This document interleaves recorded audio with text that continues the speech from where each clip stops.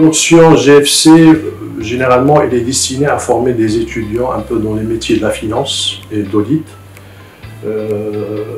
pratiquement à dominance finance, donc finance d'entreprise, quelques aspects un peu d'approfondissement par rapport à ce qu'ils ont déjà vu en 3e et 4e année, mais surtout de la finance de marché. Donc c'est pendant cette année-là qu'ils ont la possibilité un peu d'approfondir davantage ce qui a été déjà plus ou moins enseigné pendant les années précédentes, et également des aspects qui touchent un peu la fiscalité internationale, qui touchent un peu la comptabilité approfondie, donc consolidation, ce qui va avec, ainsi que, on va dire, des matières à tronc commun qu'ils ont avec les autres options, tout ce qui est intelligence économique, tout ce qui est géopolitique, et voilà, donc pour l'essentiel un peu ce qui est enseigné au niveau de cette option.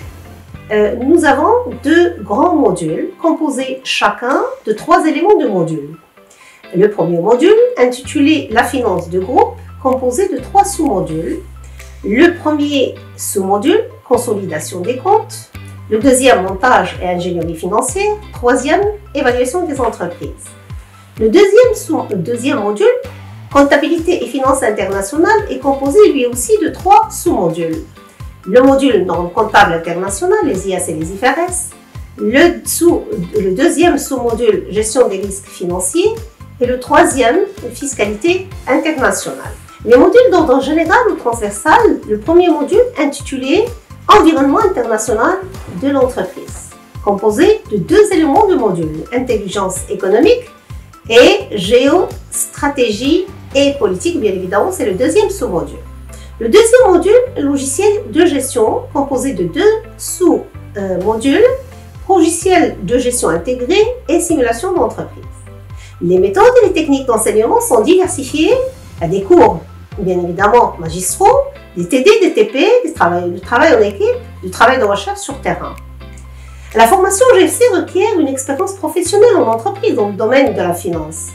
Ainsi, la formation se compose, bien évidemment, se termine en général par un stage, qui est de 3 mois minimum, et par la rédaction d'un rapport et enfin la soutenance. Pour faire un métier de financier et de comptable, ou peut-être d'expert comptable, on a besoin d'avoir les compétences intellectuelles, donc telles que ce qui est enseigné comme matière en gestion financière, fiscalité, droit, comptabilité et aussi organisation. Mais parallèlement, on a aussi besoin d'avoir des compétences informatiques. Je pense qu'actuellement, on met beaucoup l'accent sur l'informatique, les besoins en gestion informatique, Excel, macro, programmation. Donc ça peut être un atout pour un futur lauréat. On a aussi besoin de connaître les logiciels intégrés comme Sage, SAP et aussi certains outils nouveaux comme Power BI, Tableur. Il est nécessaire d'aimer ce métier et d'aimer les chiffres, d'avoir un esprit d'analyse aussi et d'interprétation des résultats, d'explication et donc avoir une aisance en matière de chiffres et de traitement des données. En principe, les étudiants qui optent pour cette option-là doivent avoir le prérequis nécessaire pour un certain nombre, on va dire, de modules qui ont plus ou moins étudié auparavant. Donc tout ce qui est finance d'entreprise, tout ce qui est un peu comptabilité, tout ce qui est fiscalité. En principe, les étudiants qui ont un niveau, on va dire, assez bon dans ces disciplines-là, en principe, ils n'auront aucune difficulté à poursuivre les études au niveau de l'option GFC, gestion financière et comptable.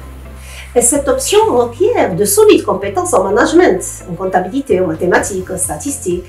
Et elle demande aussi une maîtrise des outils financiers de gestion, une capacité de piloter les systèmes d'information, en l'occurrence financiers, des aptitudes à manager des équipes, des projets dans l'environnement complexe. Donc, parmi les aptitudes aussi, il faut être rigoureux dans le travail précis, il faut être doté d'une capacité de raisonnement et d'analyse. La maîtrise d'anglais est également nécessaire. pour une carrière dans le monde, bien évidemment, de la finance au niveau international. Le métier de financier est un métier qui, heureusement, offre beaucoup de débouchés. Il n'y a pas une entreprise qui n'a pas besoin d'un comptable ou d'un financier, ce qui offre beaucoup d'opportunités aux lauréats pour s'intégrer. Donc, quel que soit le secteur et quel que soit le domaine dans lequel on va travailler, on va toujours avoir besoin du financier et du comptable qui va gérer cette partie. Donc il y a aussi d'autres débouchés tels que le conseil. Donc les cabinets d'expertise comptable offrent un bon départ pour les lauréats parce que ça permet d'enseigner ou bien de former la partie pratique du métier. Et puis il y a aussi les entreprises qui sont de plus en plus présentes au Maroc. Et d'autres débouchés seraient aussi les banques et les marchés financiers. Bon, pour les débouchés, pratiquement, ils ont l'embarras du choix. Ils sont formés pour assurer un peu tout ce qui est métier de la finance au niveau de l'entreprise, donc que ce soit au niveau du secteur bancaire, que ce soit au niveau des autres secteurs d'activité. Ils ont également la possibilité de poursuivre leurs études, si jamais ils sont intéressés par des études en expertise. Sur un peu les dernières années, pas mal de lauréats de l'ESCG issus de cette option-là sont devenus des experts comptables. Il y en a pas mal qui sont d'ailleurs installés même ici à Tanger, sur Casa. Des directeurs financiers également, il y en a pas mal. Des cadres de banque, des cadres au niveau des entreprises.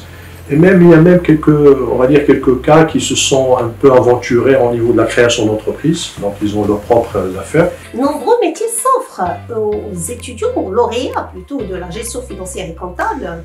Exemple, comptable confirmé en comptabilité marocaine ou en comptabilité internationale, IS-IFRS. Analyste financier, analyste crédit, gestionnaire de trésorerie, gérant de portefeuille. Ça pourrait être aussi analyste financier, risk manager. Ça pourrait être aussi chargé d'affaires, conseiller de fusion-acquisition, conseiller en investissement, consultant financier ou conseiller financier, gestionnaire de risque financier ou aussi ingénieur financier ou trader.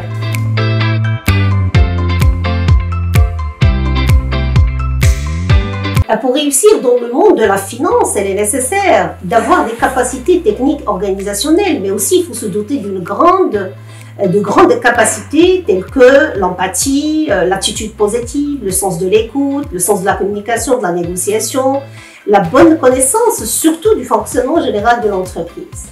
Mon conseil pour les lauréats, c'est de considérer qu'en ayant le diplôme, on n'est pas opérationnel immédiatement.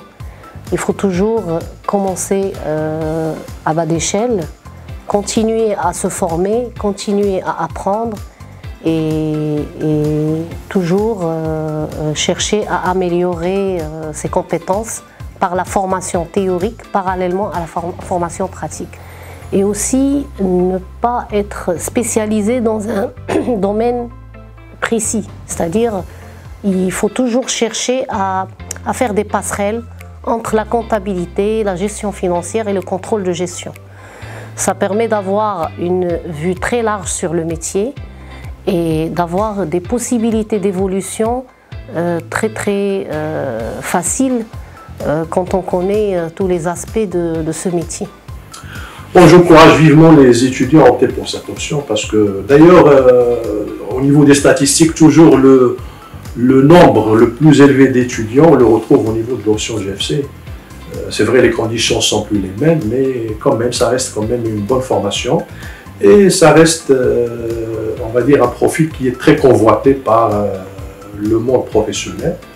Et d'ailleurs, je crois même nos étudiants ils sont conscients de ça. Ce n'est pas par hasard que pratiquement depuis on va dire, la création de l'école, depuis qu'on a commencé un peu à enseigner dans cette option-là, donc toujours on a une demande assez importante de la part des étudiants. Donc je ne peux que les encourager davantage à un peu s'intéresser et à fournir le travail nécessaire au niveau de l'option.